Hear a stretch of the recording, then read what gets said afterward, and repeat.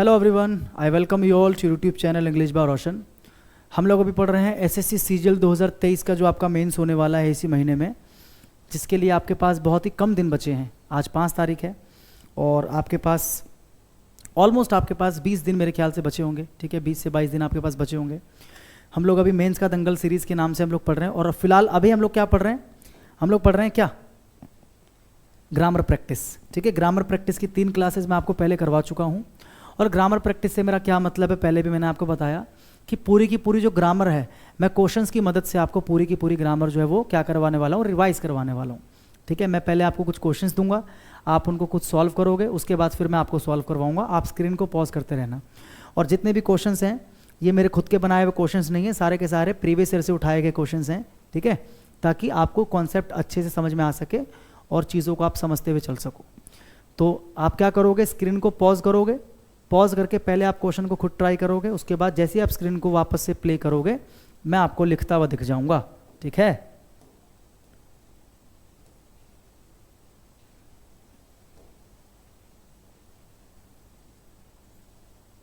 चलो भाई करो, ये 2 क्वेश्चंस करो। क्या करना है इस वाले में, आपको जो अंडरलाइन किया हुआ इसको आपको इंप्रूव करना है और इसमें आपको बताना कि एरर कहाँ पर है। ठीक है, जल्दी से पढ़ लो और आंसर बताओ। The integration of cutting edge technologies, कर लिया होगा आप लोगों ने। The integration of cutting edge technologies into the health care industry, कि मतलब तेजी से जो टेक्नोलॉजीज, आपको पता कटिंग एज टेक्नोलॉजीज मतलब जो न्यू टेक्नोलॉजीज हैं, ठीक है, मॉडर्न टेक्नोलॉजीज जो हैं इनटू द हेल्थ केयर, हम उसको क्या कर रहे हैं, इंटीग्रेट कर रहे हैं। यानी कि हेल्थ केयर जो सुविधाएं होती हैं, यानी कि जो हॉस्पिटल्स होते हैं या फिर जो मेडिकल सेंटर्स होते हैं, वहाँ पर हम क्या कर रहे हैं, टेक्नोलॉजीज़ को हम क्या कर रहे हैं, इंटीग्रेट कर रहे हैं, यानी कि उसमें हम शामिल कर रहे हैं उस चीज़ को।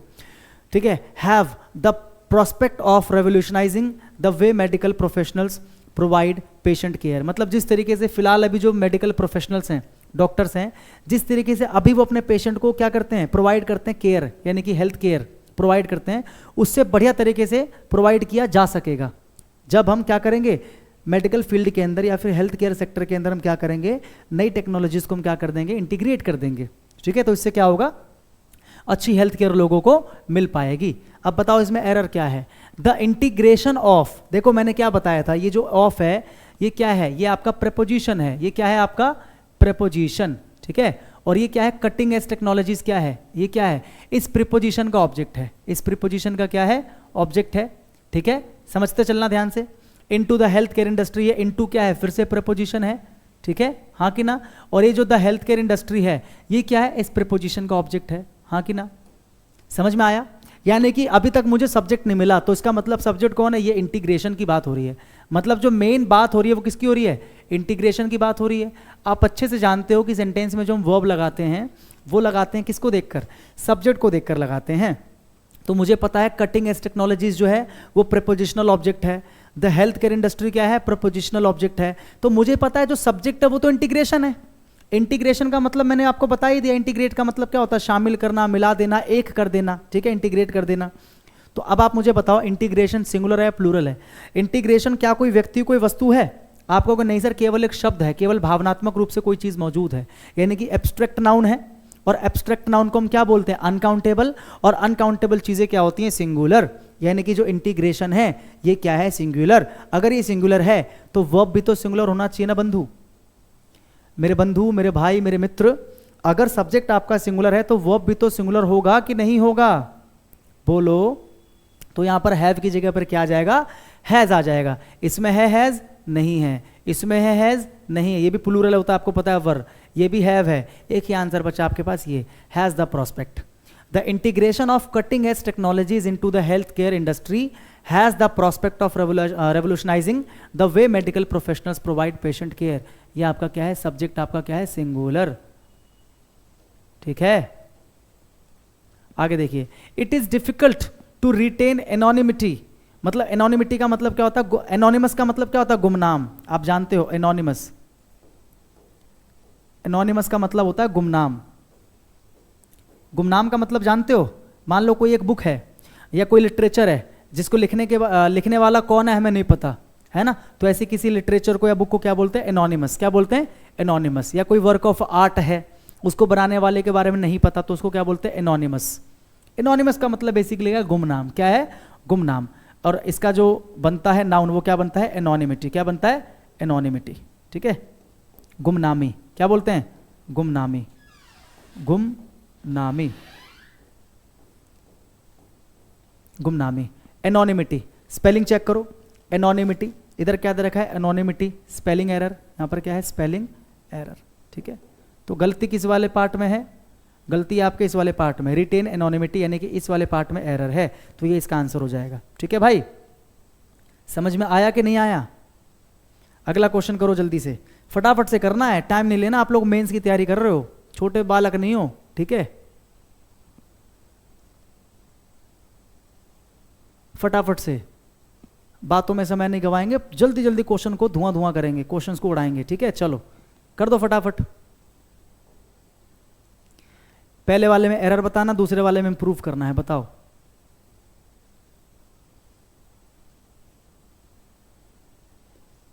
स्क्रीन को पॉज करके कर लिया होगा ना भाई सभी ने? चलो, I am walking in the cross road garden since morning. देखो सिंस फोर लगाते हैं किसमें? परफेक्ट कॉन्टिन्यूअस टेंस में। सिंस फोर हम लगाते हैं परफेक्ट कॉन्टिन्यूअस टेंस में। किसमें लगाते हैं? परफेक्ट कॉन्टिन्यूअस टेंस में। सिंस का और भी यूज होता है, ठीक है, लेकिन अगर अभी मैं बताने लग गया तो फिर आपको पता है कि सारा का सारा जो टाइम है वो उसी में निकल जाएगा। मैं वो चीज़ें बताता हुआ चल रहा हूँ आपको जो चीज़ें आ रही हैं। अब जैसे मान लो आगे सिंस का दूसरा यूज़ अगर आएगा, फिर मैं वहाँ पर उसको एक्सप्लेन कर दूंगा। यहाँ पर सिंस को मैं एक्सप्लेन कर रहा हूँ, परफेक्ट कॉन्टिन्यूअस टेंस में आता है ये, और आपको पता है ये। ठीक है, तो आपको पता है यहाँ पर टेंस जो होगा वो परफेक्ट कॉन्टिन्यूअस होना चाहिए। यहाँ पर आपको पता है देखो एम दे रखा है, यानी कि ये तो कॉन्टिन्यूअस की टोन दे रहा है आपको। आई एम वॉकिंग, ये क्या होता है? प्रेजेंट कॉन्टिन्यूअस होता है, जबकि मुझे क्या चाहिए? Present perfect continuous. क्या चाहिए? प्रेजेंट परफेक्ट कॉन्टिन्यूअस, जिसके अंदर क्या आता है? एम नहीं आता। क्या आता है? Has, have. तो आई के साथ हैव आ जाएगा, हैज तो नहीं आएगा, और साथ में क्या आता है? बीन। तो अब सही क्या बनेगा? I have been walking. क्या बन जाएगा? I have been walking. तो गलती किस में है? इसमें है। आई एम की जगह पर क्या आ जाएगा? I have been walking. I have, ये मतलब ये गलत हो जाएगा। आई हैव बीन, ये आ जाएगा आई एम की जगह पर I have been. I have been. ठीक है, अगला, he got appreciation from every people। from every people, every क्या है ये? डिस्ट्रीब्यूटिव एडजेक्टिव है, डिस्ट्रीब्यूटिव एडजेक्टिव है, और डिस्ट्रीब्यूटिव एडजेक्टिव के बाद जो नाउन आता है वो हमेशा सिंगुलर आता है, हाँ कि ना? आपको पता होगा। एवरी डिस्ट्रीब्यूटिव है, ईच डिस्ट्रीब्यूटिव है, आइदरी कह रहा हूँ, आइदर डिस्ट्रीब्यूटिव है। ठीक है, आइदर हो गया, नाइदर हो गया, जानते हो ना? आइदर है, नाइदर है, ठीक है, ईच है, एवरी है। ठीक है, इनके बाद आप क्या करते हो? जो नाउन लगाते हो वो क्या लगाते हो? सिंगुलर। इनके बाद जो नाउन लगाते हो वो क्या लगाते हो? Singular noun. Singular noun. ठीक है भाई, नाउन क्या लगाते हो? सिंगुलर। गलती पता लग गई, यहां पर क्या लिखा है? पीपल। पीपल अपने आप में क्या है? प्लूरल है, तो गलती तो है, इंप्रूव तो करना मांगता है। मांगता है कि नहीं मांगता है? यानी कि एवरी की जगह पर कुछ और अगर आ जाए तो मजा आ जाए।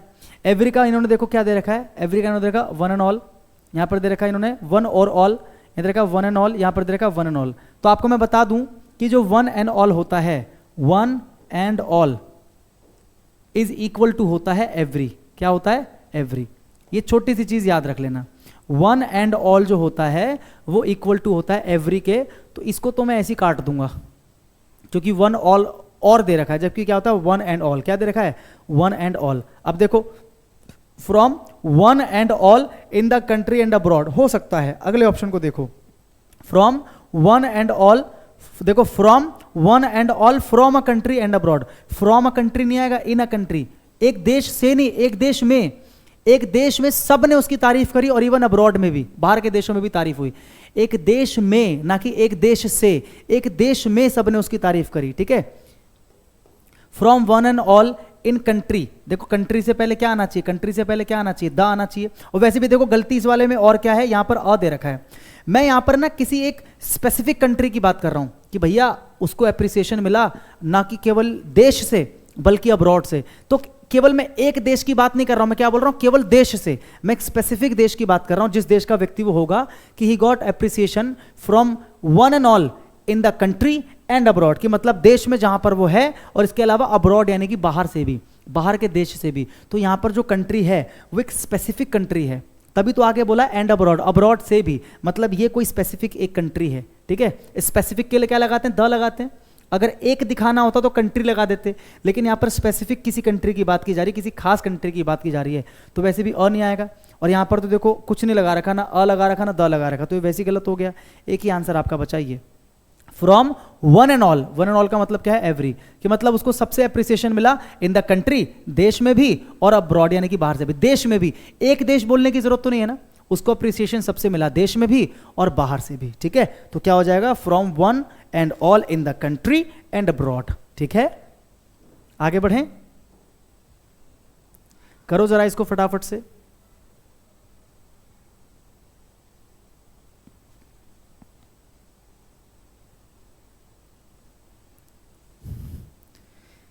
Robin Hood broke within the mansion to collect some food and money for the poor.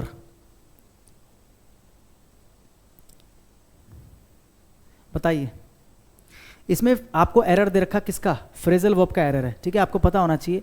अगर मैं आपसे कुछ पूछूं, जैसे मैं आपसे बोलूं ब्रेक विद,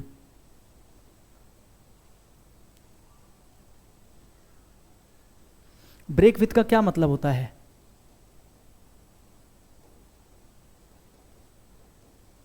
किसी से झगड़ा होना, किसी से झगड़ा होना, या फिर कह सकते हो अलग होना, अलग होना, किसी से झगड़ा होना या अलग होना, ब्रेक विद। ठीक है, एक होता है ब्रेकअप। देखो कैसे खुश हो गए सारे के सारे शब्द सुनकर। ब्रेकअप क्या मतलब होता है ब्रेकअप का, जानते हो ना? देखो वैसे अगर लिटरल मीनिंग इसकी आप देखोगे, ब्रेकअप का मतलब होता है छोटे छोटे टुकड़ों में डिवाइड कर देना किसी चीज़ को, किसी बात को, है ना, छोटे छोटे टुकड़ों में डिवाइड कर देना, ब्रेकअप कर देना। बोलते हैं ना कि भाई इसको ब्रेकअप करो, मतलब ये कोई चीज़ है, कोई बात है, कोई पॉइंट है, कोई फैक्ट है, उसको क्या करो? ब्रेकअप करो। मतलब एक एक करके समझाओ कि फिर क्या हुआ, फिर क्या हुआ, ब्रेकअप करके समझाओ। तो ब्रेकअप का मतलब क्या होता है? छोटे छोटे टुकड़ों में विखंडित कर देना।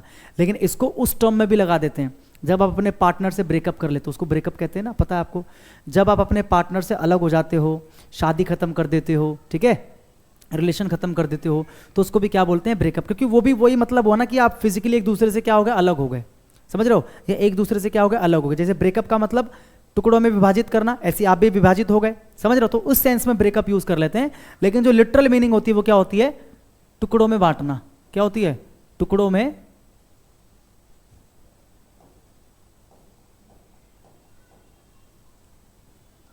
टुकड़ों में बांटना। ठीक है, ब्रेकअप। उसके बाद होता है ब्रेक इनटू। ब्रेक इनटू, चोरी के इरादे से, चोरी के इरादे से घर, ऑफिस एटसेट्रा में घुसना। में घुसना मतलब किसी जगह पे बेसिकली घुसना, चोरी के इरादे से। ठीक है, चोरी के इरादे से घर, ऑफिस एटसेट्रा में घुसना, उसको क्या बोलते हैं? Break into. ब्रेकअप टू कुछ नहीं होता भाई, ब्रेकअप टू। ठीक है, ब्रेक टू मैंने आपको बताया, ब्रेक टू भी कुछ नहीं होता। ब्रेक विद मैंने आपको समझा दिया, ब्रेक विद का मतलब किसी से रिश्ता खत्म करना। ब्रेक इनटू मैंने आपको समझा दिया, ब्रेकअप मैंने आपको समझा दिया क्या होता है। ठीक है, और ब्रेक टू का मतलब भी वही होता है। अगर ब्रेक टू देखोगे ना तो ब्रेक टू का मतलब भी आपको दिख जाएगा, ब्रेक टू समथिंग, मतलब किसी चीज को किसी चीज में डिवाइड कर देना, ब्रेक कर देना, तोड़ देना, उसको बोलते हैं ब्रेक टू। क्या बोलते हैं? Break to. ठीक है, Robin Hood broke within the mansion. Mansion का मतलब क्या होता है? महल कह सकते हो। कि रॉबिन हुड जो था वो मैंशन में घुस गया टू कलेक्ट सम फूड, कुछ खाना लेने के लिए, and money for the poor, गरीब लोगों के लिए। रॉबिन हुड के बारे में आपने सुना होगा कि वो अमीरों से लेता था, गरीबों को देता था। तो रॉबिन हुड जो है ना मैंशन में घुसा और वहां से खाना और उसने पैसा लिया, तो जाहिर सी बात है चोरी की बात हो रही है कि रॉबिन हुड ने चोरी के इरादे से क्या किया? मैंशन में घुस गया, वो मैंशन में घुस गया। तो मैंने आपको क्या बताया, जब चोरी के इरादे से कहीं पर घुसा जाता है तो क्या लगाते हैं? Break into. क्या लगाते हैं? Break into. अगर आपको याद होता तो आपको पता होता कि हाँ ये इसका आंसर हो जाएगा। ठीक है, ब्रेक अप टू नहीं होता, ब्रेक अप होता है। ब्रेक अप टू नहीं होता, ब्रेक अप होता है, जो मैंने आपको लिखवा दिया। ठीक है, ब्रेक टू का मतलब मैंने आपको बता दिया, ब्रेक टू समथिंग। ठीक है, यानी कि किसी चीज में विभाजित कर देना, किसी चीज में, ब्रेक टू समथिंग। ठीक है, ब्रेक विद मैंने आपको बता दिया, किसी से झगड़ा होना, अलग होना।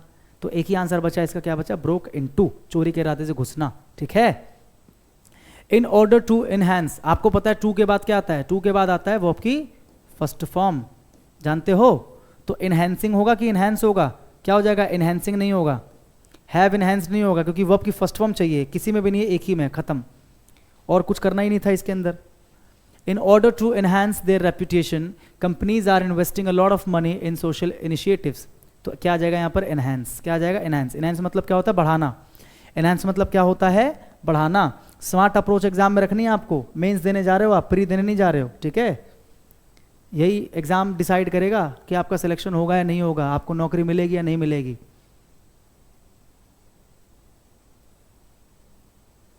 करो जल्दी से, फटाफट। At the front of him, इसको इंप्रूव करना है, ठीक है? और अगला क्या है? Continues to study for his upcoming exam, इसको इंप्रूव करना है। कर लिया होगा आप लोगों ने स्क्रीन को पॉज करके। देखो, द इन्विजिलेटर, इन्विजिलेटर कौन होता है? निरीक्षक, जो एग्जाम में नजर रखता है आप पे कि आप गड़बड़ी तो नहीं कर रहे हैं ना, जो नजर रखता है, निरीक्षक। The invigilator did not know, invigilator को नहीं पता था that the 4 friends were exchanging notes, कि जो 4 दोस्त थे ना वो एक दूसरे से नोट्स एक्सचेंज कर रहे थे। Right eight the front of him, ठीक है? इन फ्रंट ऑफ समबडी होता है। क्या होता है? In front of somebody.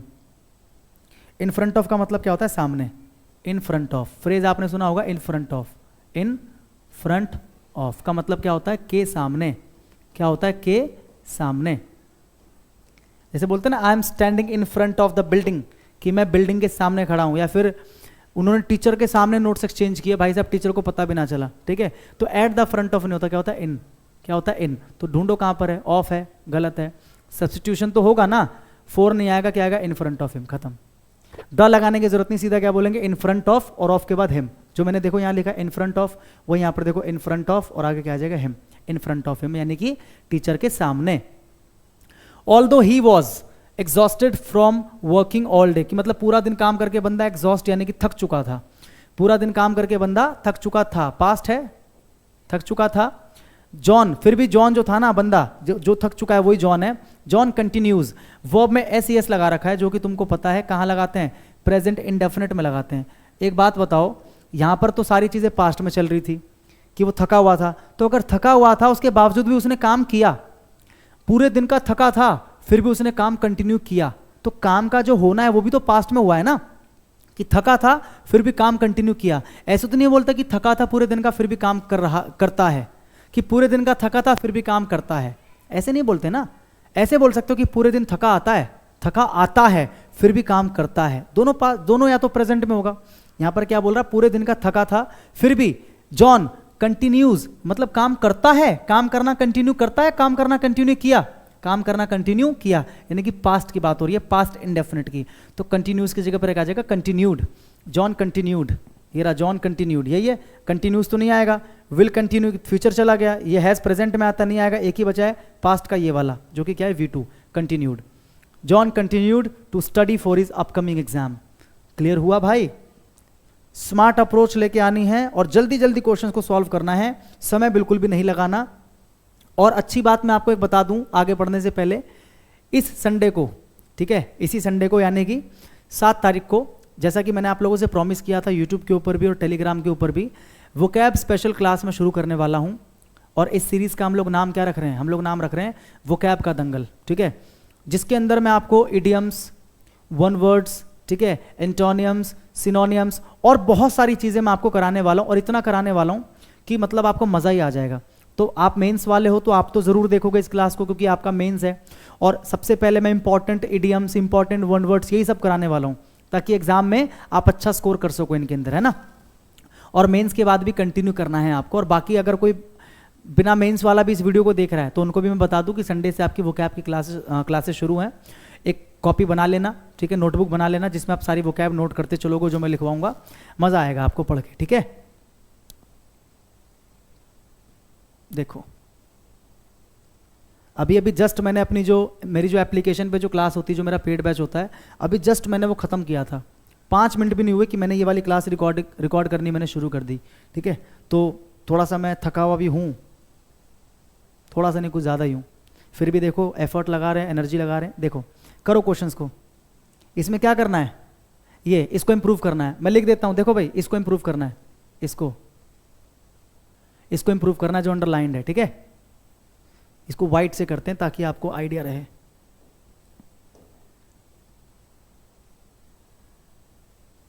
इसको इंप्रूव करना है आपको, और इस वाले में तो है ही लाइन पहले से, ठीक है। चलो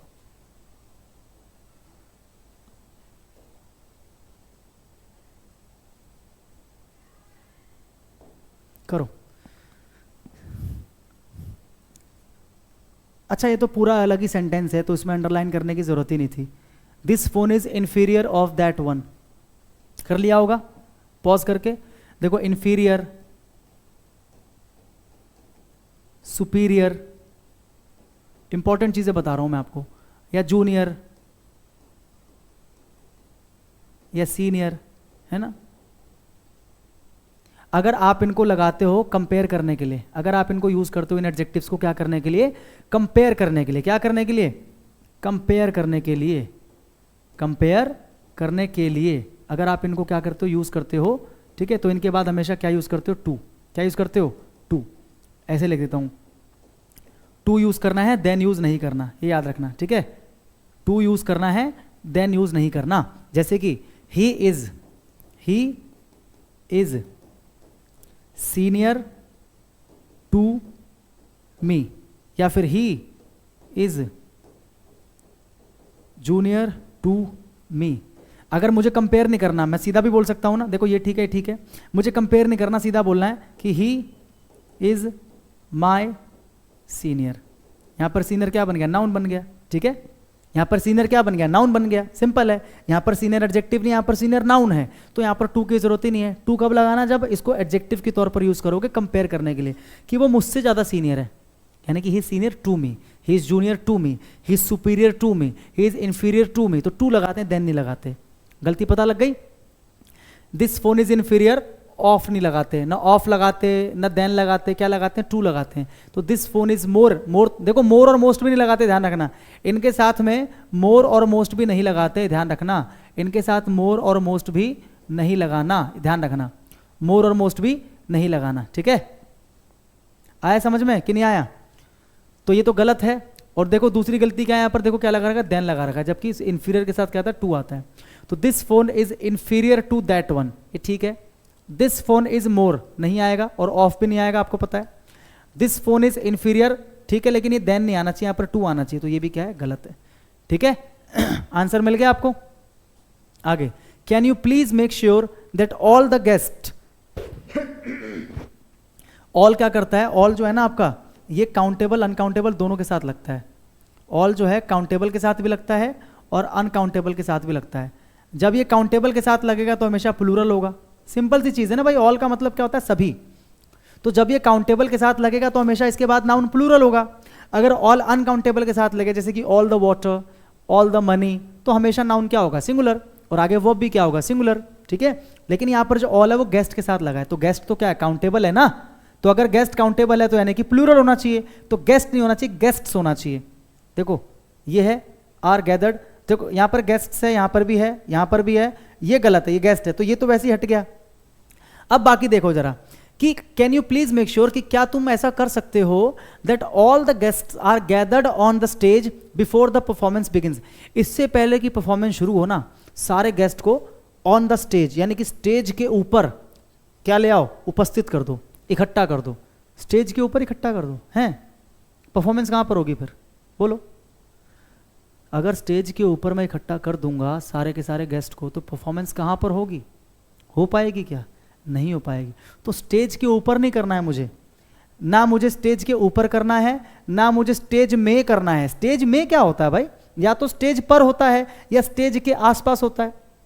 भाई अगर लोग इकट्ठे होंगे तो या तो स्टेज के ऊपर होंगे या स्टेज के आसपास होंगे। स्टेज में क्या होता है ना, या अंडर द स्टेज होंगे, स्टेज के अंदर, जो स्टेज ऊपर से होता है उसके नीचे लोग बैठ जाएगा जाके, ठीक है। इन तो नहीं होगा, ठीक है। ऑन, ऑन तो मैंने बताया वैसे ही गलत है, क्योंकि स्टेज पर नहीं लेके जाना आपको, तो ये भी गलत हो गया, ये भी गलत। अब देखो ये देखो, गेस्ट गेस्ट दोनों के साथ क्या लगा, बाय। तो बाय का मतलब क्या होता है, आसपास। गैदर बाय, गैदर बाय का मतलब क्या होता है, आसपास इकट्ठा होना, गैदर बाय। अगर बोलो ना gathered by stage, gathered by the stage, तो बाय द स्टेज का मतलब क्या हो जाएगा, स्टेज के आसपास। तो बाय दोनों में आ रहा है, लेकिन गलती क्या है भाई, अगर ये सब्जेक्ट प्लूरल है तो वर्ब भी तो प्लूरल आएगा ना, सिंगुलर थोड़ी आएगा, तो गलत हो गया। ये इसका आंसर हो जाएगा, गेस्ट्स आर गैदर्ड बाय, ठीक है। अगला क्वेश्चन जल्दी से करके दिखाओ फटाफट।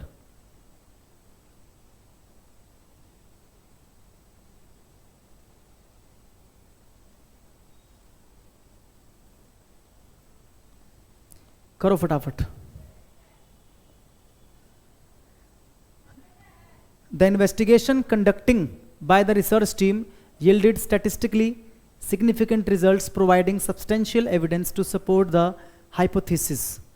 The investigation conducting by the research team yielded, वो आपकी सेकंड फॉर्म, यानी कि पता लग रहा है कि भाई पास्ट का स्ट्रक्चर है कि जो इन्वेस्टिगेशन कंडक्ट की गई थी ना उससे ये निष्कर्ष निकला, जो इन्वेस्टिगेशन कंडक्ट की गई थी उससे निष्कर्ष निकला या उससे जो हमने प्रोड्यूस किया, यानी कि पास्ट की बात हो रही है। तो ये जो इन्वेस्टिगेशन है, ये इन्वेस्टिगेशन भी तो पास्ट की बात है ना कि पास्ट में किया गया था। वो इन्वेस्टिगेशन जो कंडक्ट किया गया था, ना कि कंडक्ट किया जा रहा है, वो इन्वेस्टिगेशन जो कंडक्ट किया गया था यील्डेड पास्ट है, तो ये पास्ट होगा तभी तो ये पास्ट होगा। तो आपको पता है ये क्या है, देखो V1 प्लस ING की फॉर्म में जा रहा है जो कि कॉन्टिन्यूटी को दिखा रहा है, जो कि हमें क्या चाहिए, हमें तो चाहिए भाई कंडक्ट हो चुका है, कोई ऐसा काम है जो कंडक्ट हो चुका है, काम हो चुका है, यानी कि पास्ट की बात है, यानी कि वर्ब की थर्ड फॉर्म, तो कंडक्टेड आ जाएगा। क्या आ जाएगा, कंडक्टेड। जब काम हो चुका होता है तो उसको हम परफेक्ट टेंस से भी इंडिकेट कर देते हैं, जिसको हम वर्ब की थर्ड फॉर्म से इंडिकेट करते हैं, तो कंडक्टेड हो जाएगा यहाँ पर, कंडक्टिंग की जगह। द इन्वेस्टिगेशन, वो investigation conducted by the research team, जो रिसर्च टीम के द्वारा कंडक्ट की गई थी, तो की गई थी यानी कि पास्ट में चले गए, पास्ट परफेक्ट में चले गए, की गई थी, गया था, गई थी, है ना, पास्ट परफेक्ट में चले जाते हैं तो पास्ट परफेक्ट में क्या आता है, वर्ब की थर्ड फॉर्म आता है, ठीक है। इसलिए हमने यहाँ पर क्या लगाया, वर्ब की थर्ड फॉर्म। हालांकि ये पास्ट परफेक्ट का स्ट्रक्चर नहीं है, मैं सिर्फ आपको ये समझा रहा हूँ कि पास्ट में बनेगा। कैसे बनेगा, ये पास्ट से बनेगा, ठीक है। The investigation conducted by the research team, या फिर अगर मैं इसको सीधा लिखता तो मैं क्या लिखता कि the research team had conducted. अगर मेरे को पास्ट परफेक्ट से बनाना होता तो पहले मेरे को क्या चाहिए, सब्जेक्ट चाहिए, तो सब्जेक्ट तो ये है ना, देखो ये तो पैसिव की टोन है ना, इन्वेस्टिगेशन ये ऑब्जेक्ट है, इसको क्या किया गया, कंडक्ट किया गया, किसने कंडक्ट किया, रिसर्च टीम ने, तो ये पैसिव का टोन है। समझे मेरी बात भाई। अगर मुझे इसको सीधा लिखना होता तो मैं क्या लिखता, the research team had conducted, क्या लिखता, the research team had conducted N investigation, the research team had conducted N investigation which yielded, ऐसे बन जाता, फिर विच यील्डेड, ठीक है, ऐसे बन जाता। तो गलती पता लगी, कंडक्टिंग की जगह क्या आ जाएगा, कंडक्टेड आ जाएगा। तो सही आंसर क्या है, मतलब एरर किस में आपको ये बताना था, द इन्वेस्टिगेशन कंडक्टिंग, ये कंडक्टेड आ जाएगा इसकी जगह पर, क्या आ जाएगा, कंडक्टेड, ठीक है। It was Ravi not his friends who were shouting at late hours last night, कि कल रात भैया जो देर रात कल जो चिल्ला रहे थे वो कौन थे, क्या लिखा है, देखो इट वॉज रवि, भाई वो रवि था, मैंने क्या बोला, इट वॉज रवि, वो रवि था, नॉट हिज फ्रेंड्स, उसके दोस्त नहीं थे, उसके दोस्त नहीं थे, वो रवि था, यानी कि काम करने वाला रवि है ना, ये है ना आपका मेन सब्जेक्ट। तो भाई हर चीज को रट्टा लगाओगे क्या, लॉजिक नहीं लगाओगे। इट वॉज रवि, भाई वो रवि था, नॉट हिज फ्रेंड्स, उसके दोस्त नहीं थे जो चिल्ला रहा था, मतलब जो चिल्ला रहा था ना वो रवि था, उसके दोस्त नहीं थे। तो यानी कि चिल्ला कौन रहा था, रवि, काम कौन कर रहा था, रवि, मेन सब्जेक्ट कौन है, रवि, समझ में आया, रवि। तो आपको पता है जो आगे वर्ब आएगा वो रवि के अकॉर्डिंग आएगा, यानी कि ये क्या आपका रिलेटिव प्रोनाउन है। रिलेटिव प्रोनाउन क्या करता है, अपने से पहले वाले को बाद वाले से रिलेट करता है। तो कुछ बच्चे क्या सोचेंगे, यार इससे पहले तो फ्रेंड्स आ रहा है ना, इससे पहले क्या आ रहा है, फ्रेंड्स आ रहा है, ठीक है, तो आगे भी तो ठीक है ना वर्ब प्लूरल। लेकिन मेरे भाई ये जो हु है ये फ्रेंड्स को इंडिकेट थोड़ी कर रहा है, जरा पढ़ के बताओ मुझे कि मतलब उसके फ्रेंड्स नहीं, वो रवि था जो, इसका मतलब क्या है, जो, तो ये जो कौन है, ये जो रवि ही तो है, वो रवि था जो चिल्ला रहा था, उसके दोस्त नहीं थे, वो रवि था जो चिल्ला रहा था, तो कौन चिल्ला रहा था, रवि, यानी कि सब्जेक्ट कौन है, रवि। तो आपको पता है ये जो हुआ है ये रवि को इंडिकेट कर रहा है, अपने से पहले वाले इसको नहीं कर रहा, इसको कर रहा है वो। तो आपको पता है अगर रवि सिंगुलर है तो यहाँ पर वर की जगह पर क्या आ जाएगा, वॉज आ जाएगा, ठीक है। तो एरर किस में है, हु वर शाउटिंग, इसमें एरर है, वर की जगह पर क्या आ जाएगा, वॉज आ जाएगा, ठीक है। समझ में आ रहा है भाई।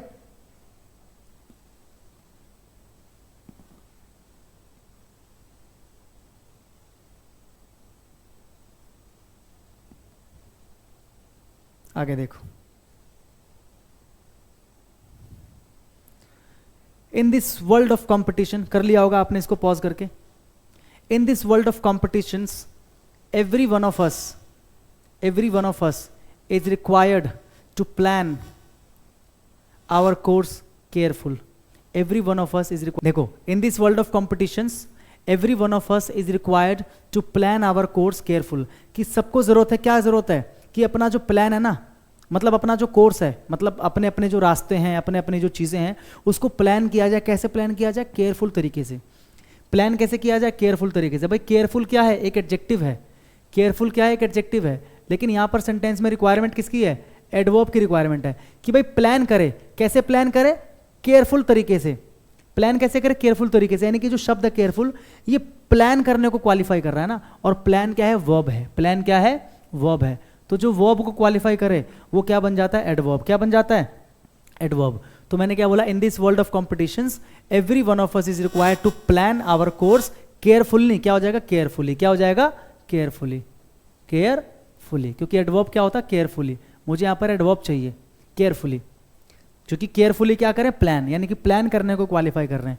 तो every one of us is required, ठीक है, इसमें तो एरर नहीं है। टू प्लान आवर, ये इसी में एरर है, क्योंकि केयरफुल की जगह पर क्या आ जाएगा? केयरफुली। ठीक है। Washington Irving's writing career started at the tender age of 19 when he joined his brother Peter's newspaper। जब उसने अपने भाई पीटर के न्यूज़पेपर को ज्वाइन किया। द मॉर्निंग क्रॉनिकल, ये न्यूज़पेपर का नाम है, the Morning Chronicle, as journalist. As journalist नहीं, एज अ जर्नलिस्ट। भाई नाउन को क्वालिफाई करने के लिए कुछ तो लगा होगा डिटरमाइनर। एज अ जर्नलिस्ट, एक जर्नलिस्ट के तौर पर उसने ज्वाइन किया। एज अ जर्नलिस्ट, एक जर्नलिस्ट के तौर पर। भाई नाउन को किसी न किसी से तो क्वालिफाई करोगे ना, डिटरमाइन तो करोगे ना इसको। ए लगाओ, एन लगाओ, द लगाओ, कुछ तो लगाओ। तो यहाँ पर ए लगेगा, क्योंकि यहाँ पर मैं क्या बताना चाह रहा हूँ कि उसने एक जर्नलिस्ट के तौर पर, एक नॉर्मल सी बात कर रहा हूँ, एक जर्नलिस्ट के तौर पर उसने ज्वाइन किया था। मैं इसको स्पेसिफाई तो नहीं कर रहा कि कोई खास जर्नलिस्ट है ये, मैंने क्या बोला? एक जर्नलिस्ट के तौर पर। तो a journalist, as a journalist. ठीक है।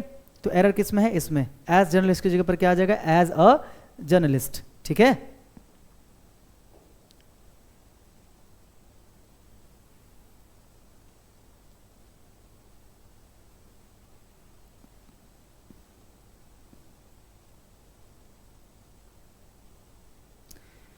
The people who live here have had the same kind of lifestyle until hundreds of years। until और until का मतलब क्या होता है? जब तक नहीं।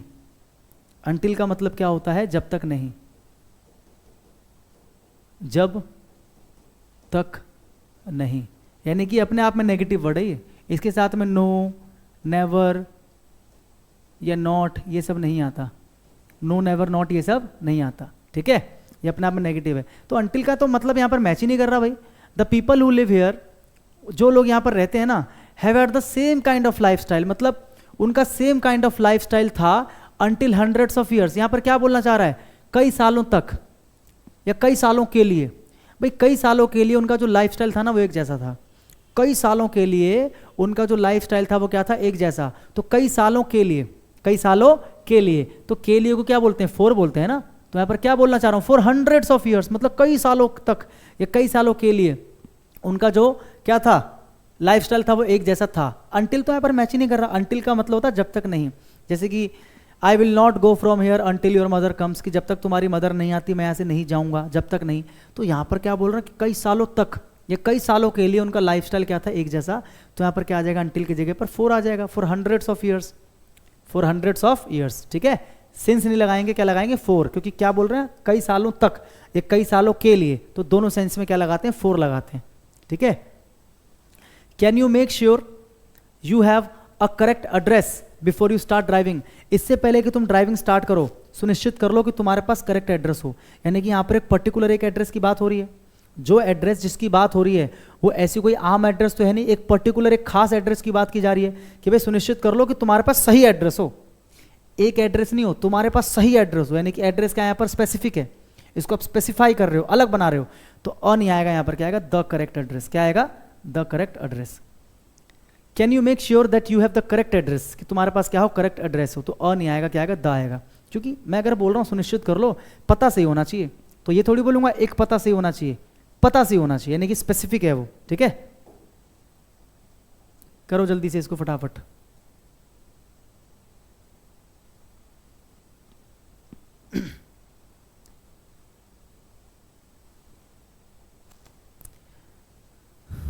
आपको इंप्रूव किसको करना है? ये इसको बता देता हूं मैं, इसको करना है, इसको नहीं, सॉरी, इसमें आपको बताना कौन से पार्ट में एरर है, इसमें आपको बताना कौन से पार्ट में एरर है, ठीक है, कौन से पार्ट में एरर है। The government has been accused in not doing enough to combat climate change, कि गवर्नमेंट को अक्यूज किया गया है, आरोप लगाया गया। अक्यूज का मतलब क्या होता है? आरोप लगाना। अक्यूज का मतलब क्या होता है? आरोप लगाना। अक्यूज, आरोप लगाना, ठीक है। गवर्नमेंट को अक्यूज किया गया है इन नॉट डूइंग, अक्यूज्ड के साथ हमेशा क्या लगाते हैं? ऑफ, अक्यूज्ड ऑफ समथिंग, ये फ्रेज याद रखना, अक्यूज्ड ऑफ समथिंग, ठीक है।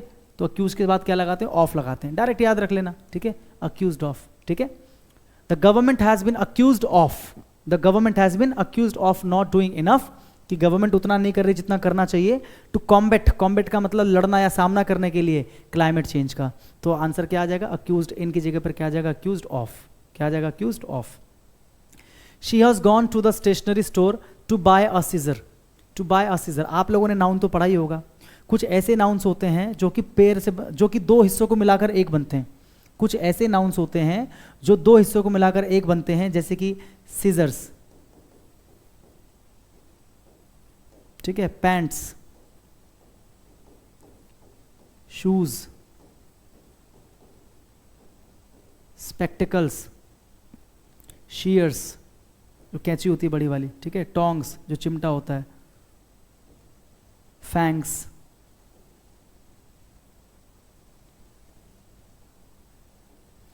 ये दो को मिलाकर एक नहीं बनता, दूसरा लिख रहा हूं एग्जांपल।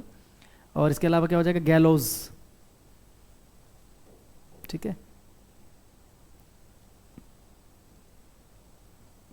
बिलोज, पजामाज, एटसेट्रा, ठीक है। ये सारे वो नाउन हैं जो सारे के सारे क्या होते हैं? इनको हम बोलते हैं पेयर नाउन्स। क्या बोलते हैं? Pair nouns. क्या बोलते हैं? Pair nouns. यानी कि सारे किस में पाए जाते हैं? पेयर में। किस में पाए जाते हैं? पेयर में। यानी कि दो हिस्सों को मिलाकर एक कंप्लीट बनता है ये। जैसे मैंने बोला कैंची, तो दो हिस्से होते हैं, दो को मिलाकर एक बनता है। पैंट्स, दो हिस्सों को मिलाकर एक बनता है ना। ऐसे ही मैंने बोला शूज, दो को मिलाकर एक कंप्लीट बनता है। स्पेक्टिकल्स, दो हिस्से हैं, दोनों को मिलाकर एक बनता है। ऐसे गॉगल्स हो गया, दो को मिलाकर एक बनता है, ठीक है। तो सारे क्या है? ये पेयर नाउन्स। तो ध्यान रखना, पेयर नाउन्स को कभी भी आप सिंगुलर नहीं कर सकते। सीजर्स को आप सीजर नहीं बोल सकते, पैंट्स को आप पैंट नहीं बोल सकते, शूज को शू नहीं बोल सकते, स्पेक्टिकल्स को स्पेक्टिकल नहीं बोल सकते, मीनिंग चेंज हो जाएगी। स्पेक्टिकल का मतलब क्या होता है? नज़ारा। स्पेक्टिकल का मतलब होता है नज़ारा या दृश्य, और स्पेक्टिकल्स का मतलब आप जानते हो चश्मा या चश्मे, ठीक है, नज़र वाले जो होते हैं। शीयर्स यानी कि दो हिस्सों को मिलाकर एक बड़ी सी कैंची बनती है। टोंग्स यानी कि दो हिस्सों को मिलाकर एक चिमटा बनता है ना। गैलोज आपको पता है जो फांसी का तख्ता होता है, जिसको जो ऐसे खुल जाता है, कैदी लटक जाता है। बिलोज मतलब एक तरह की फूंकने का यंत्र होता है जिससे फूंकते हैं, ठीक है। और पजामाज आपको पता है दो हिस्सों को मिलाकर एक बनता है। तो सारे वो नाउन है जो पेयर वाले हैं। तो पहली चीज मैंने क्या बताई कि इनमें से एस को हटाने की गुस्ताखी मत करना, जो कि यहां पर कर रखी है, देखो, ठीक है। ढूंढो एस किस में, तो देखो एस इसमें नहीं है, तो ये तो वैसे ही हट जाएगा। गुस्ताखी नंबर 2, गुस्ताखी नंबर 2, पहली चीज क्या मत करना, यहां पर लिख रहा हूं रूल नंबर 1 कि एस या ई एस को रिमूव मत करना, रिमूव मत करना, एस या ई एस को रिमूव इसमें से मत करना। दूसरी चीज, इसके पहले डायरेक्ट ए या एन, ठीक है, या फिर 1 2 3 जैसा कोई भी नंबर मत लिखना। डायरेक्ट ए या 1 या 1 2 3 ऐसा कोई भी नंबर मत लिखना। फिर आप कहते हो सर अगर मुझे इनको सिंगुलर और प्लूरल की तरह यूज करना ही है, जैसे मुझे दुकान पे जाके बोलना है कि मुझे तो भैया, मुझे तो ना एक चश्मा चाहिए। एक का मतलब, मेरे कहने का मतलब है कि मैं बोल रहा हूं मुझे तो एक चाहिए, एक मतलब पूरा जो एक है वो कंप्लीट। तो सर ऐसी तो बोले ना कि आई वॉन्ट अ स्पेक्टिकल्स, गलत है, डायरेक्ट अ नहीं आएगा। आई वॉन्ट 1 स्पेक्टिकल्स, गलत है, 1 भी नहीं आएगा। आप क्या बोलोगे सिंगुलर के लिए? आप क्या बोलोगे? अ पेयर ऑफ। क्या बोलोगे? अ पेयर ऑफ। किसके लिए? सिंगुलर के लिए। अगर आपको क्या बनाना है? सिंगुलर बनाना है, ठीक है। सिंगुलर के लिए क्या बोलोगे? अ pair of, a pair of. और अगर आपको इनका बनाना है प्लूरल, क्या बनाना है? प्लूरल। तो प्लूरल के लिए यहां पर लिख देता हूं, प्लूरल के लिए आप क्या बोलोगे? Pairs of. क्या बोलोगे? Pairs of. ये हो जाएगा किसके लिए? प्लूरल के लिए। ये आप ध्यान रखना भाई। या तो डायरेक्ट यूज करो, पेयर लगाने की जरूरत ही नहीं है। जैसे कि हिज न्यू शूज, सीधा बोल सकते हैं ना, देखो ऐसे, his new shoes are pretty good, कि उसके नए जूते बड़े अच्छे हैं। हिज न्यू शूज, मैंने कहीं पर भी पेयर नहीं लिखा क्योंकि मैं यहाँ पर इंडिकेट नहीं कर रहा एक या दो, मैं सीधा बोल रहा हूँ उसके नए जूते अच्छे हैं। मैं एक या दो स्पेसिफिक नहीं कर रहा कि एक है या दो, मैं सीधा बोल रहा हूँ उसके जूते अच्छे हैं, उसके नए जूते अच्छे हैं, तो हिज न्यू शूज। अगर मुझे दुकान पर जाके तो बोलना ही है कि मुझे तो भाई एक ही जूता चाहिए, एक मतलब एक जोड़ी बेसिकली, तो जोड़ी बोलते हैं ना हमेशा। तो आप डायरेक्ट ये नहीं बोल सकते कि आई वॉन्ट, आप डायरेक्ट ये नहीं बोल सकते कि आई वॉन्ट अ शूज, ये गलत हो जाएगा। क्या बोलोगे इसकी जगह पर? I want a pair of, क्या बोलोगे? अ पेयर ऑफ शूज। ये पढ़ा होगा आप लोगों ने, कोई नई चीज नहीं है इसके अंदर, ठीक है। तो गलती क्या है कि देखो इसमें ये तो गलत था, ये क्यों गलत है? डायरेक्ट अ दे रखा है जो कि नहीं होना चाहिए। अब इन दोनों में देखो, a pair of scissors, scissors बिल्कुल ठीक है। तो गलती इसी में से कहीं होगी, बाय और बाइंग। देखो यहाँ पर क्या दे रखा है? टू, और टू के साथ क्या लगाते हैं? वो आपकी फर्स्ट फॉर्म, तो ये खत्म हो गया ये आंसर। तो she has gone to the stationery store to buy a pair of scissors. A pair of scissors का मतलब एक कैंची, अ पेयर ऑफ सीजर्स का मतलब एक कैंची, ठीक है। लास्ट स्लाइड है, जरा इसको फटाफट से कर दो जल्दी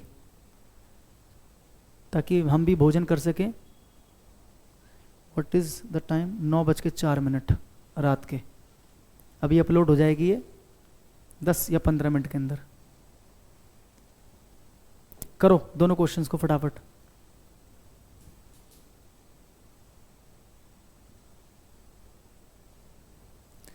इसमें किसको इंप्रूव करना है? इसको। Of the seats in the theatre were reduced, इसको आपको इंप्रूव करना है जो अंडरलाइंड है, ठीक है। The number of in the movie theatre of the movie theatre were reduced. अच्छा यहां से है, यहां से इसको इंप्रूव करना है। The number of seats in the movie theatre, ये है the number of seats in the movie theatre were reduced. देखो एक चीज बताता हूं, ये जो अ नंबर ऑफ होता है, एक क्या होता है? अ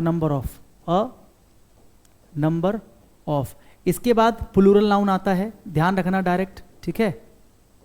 और वर्ब भी क्या आता है? प्लूरल। वर्ब भी क्या आता है? प्लूरल, क्योंकि नाउन प्लूरल है तो वर्ब भी प्लूरल। लेकिन जो द नंबर ऑफ होता है ना, द नंबर, देखो अ नंबर ऑफ का मतलब होता है बहुत सारे, अ नंबर ऑफ का मतलब क्या होता है? बहुत सारे। और द नंबर ऑफ का मतलब होता है संख्या, यानी कि ये किसी के नंबर को नहीं बताता, ये बल्कि एक शब्द को बताता, संख्या। अ नंबर ऑफ का मतलब बहुत सारे। द नंबर ऑफ यानी कि किसी चीज की संख्या, तो ये किसी के उसको नहीं दिखाता कि बहुत है, ये सिर्फ दिखाता कि जो संख्या है, जो क्या है? संख्या, यानी कि सिंगुलर मानते हैं हम इसको, ठीक है। द नंबर ऑफ, इसके बाद जो नाउन आएगा वो आपका क्या होगा? प्लूरल, ठीक है। और वर्ब क्या हो जाएगा? सिंगुलर। वर्ब क्या हो जाएगा? सॉरी,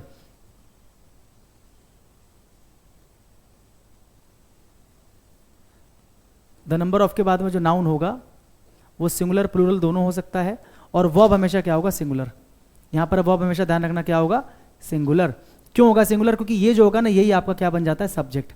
यही क्या बन जाता है? सब्जेक्ट। द नंबर ऑफ, ठीक है। द नंबर ऑफ जो भी आपको आगे बोलना हो, द नंबर ऑफ बॉयज या the number of girls, the number of cars, जो भी आपको बोलना हो, ठीक है। सिंगुलर क्यों लिखा है मैंने? क्योंकि अनकाउंटेबल, अच्छा सॉरी, सिंगुलर तो यहाँ पर आएगा ही नहीं, है ना। यहाँ पर क्या आएगा? प्लूरल आएगा, सिर्फ बाय मिस्टेक लिखा मैंने, यहाँ पर सिर्फ क्या आएगा? प्लूरल आएगा, ठीक है। नाउन प्लूरल आएगा, लेकिन वर्ब क्या आएगा? सिंगुलर। सिंगुलर पता लग गया क्यों आएगा? क्योंकि यहाँ पर द नंबर ऑफ लिखा है मैंने। क्या लिखा है मैंने? द नंबर ऑफ, और द नंबर ऑफ का मतलब क्या है? संख्या, ठीक है। तो इसलिए ये क्या है? सिंगुलर। तो अगर ये सिंगुलर है तो इसका मतलब ये जो है वर्ब आपका, ये भी क्या होगा? सिंगुलर, क्योंकि ये सब्जेक्ट का काम करता है।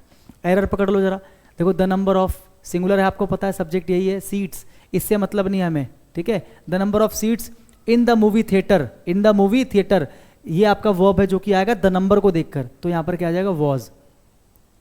देख लो किसमें? Of the movie theatre were reduced, in the movie theatre are reduced, plural है। In the movie theatre were, ये भी प्लूरल है, एक ही सिंगुलर है, was. In the movie theatre was reduced.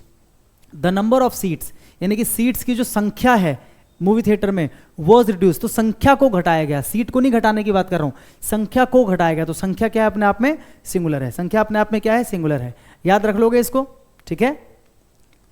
अगला, the food container is not enough big. देखो enough जो होता है एक एडजेक्टिव का भी काम करता है, ठीक है, और इनफ जो होता है एक एडवर्ब का भी काम करता है, एडजेक्टिव एडवर्ब दोनों का काम करता है। अगर ये एडजेक्टिव का काम कर रहा है तो कैसे करेगा, ठीक है, ध्यान से देखो, इनफ होगा और इनफ के बाद क्या आएगा, नाउन आएगा जिसको ये क्वालिफाई करेगा, जिसको क्वालिफाई करेगा। अगर एडवर्ब के रूप में काम करता है इनफ तो क्या होगा, यहां पर जो आएगा वर्ब या फिर यहां पर जो आएगा एडजेक्टिव, ठीक है, और इसके बाद आएगा आपका इनफ, यानी कि यहां पर इनफ जिसको क्वालिफाई करेगा वो पहले आ जाएगा, और इस वाले केस में क्या होता है, इनफ जिसको क्वालिफाई करेगा वो इनफ के बाद आएगा। जैसे कि I have enough money, I have enough money to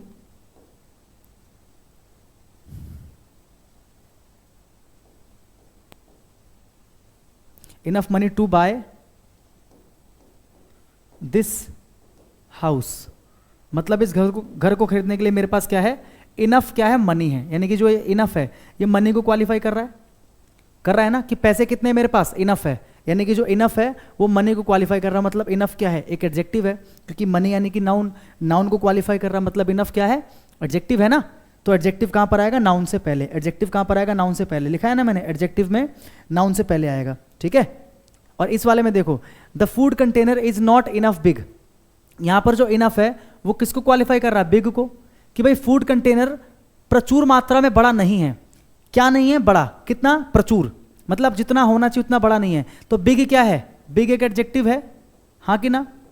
तो जो शब्द किसी एडजेक्टिव को क्वालिफाई करेगा वो तो एडवर्ब हो सकता है ना, एक एडजेक्टिव दूसरे एडजेक्टिव को क्वालिफाई नहीं करता, एक एडजेक्टिव को क्वालिफाई करने के लिए क्या चाहिए आपको, एडवर्ब, यानी कि ये जो इनफ है ये यहां पर क्या है, एडवर्ब का काम कर रहा है, हाँ कि ना। भाई नाउन को तो क्वालिफाई नहीं कर रहा ना, ये किसको क्वालिफाई कर रहा है, एडजेक्टिव को क्वालिफाई कर रहा है, और जब ये एडजेक्टिव को क्वालिफाई करे, ये वर्ब को क्वालिफाई करे तो एडवर्ब बन जाता है, और जब ये एडवर्ब बनता है तो इस केस में क्या होता है, जिसको क्वालिफाई करेगा वो इससे पहले आना चाहिए, इनफ से पहले, तो ये बिग को क्वालिफाई कर रहा है ना, तो इनफ बिग ना होकर क्या होगा, बिग इनफ। ढूंढो जरा, नो एरर तो नहीं है, द फूड कंटेनर ठीक है, इज नॉट इनफ बिग, इसमें एरर है, ठीक है, इसमें एरर है, इनफ बिग की जगह पर क्या होना चाहिए, बिग इनफ, इसकी जगह पर क्या होना चाहिए, बिग इनफ। समझ गए मेरी बात, एडजेक्टिव होगा तो कैसे यूज होगा, एडवर्ब होगा तो कैसे यूज होगा, मैंने आपको समझा दिया, इसको आप क्या करना, याद रखना, एग्जाम में डायरेक्ट यहां से क्वेश्चंस आपके पूछे जाएंगे। आई होप आज की क्लास आपको समझ में आई होगी, ठीक है, और संडे को मिलते हैं वोकैब की क्लास में, बाकी कल एक और क्लास में डाल दूंगा 61 से लेकर 80 क्वेश्चन तक, ताकि आपकी पूरी ग्रामर की प्रैक्टिस अच्छे से हो सके। मैं आपसे मिलता हूँ नेक्स्ट वीडियो में, तब तक के लिए मेरे भाई जय हिंद।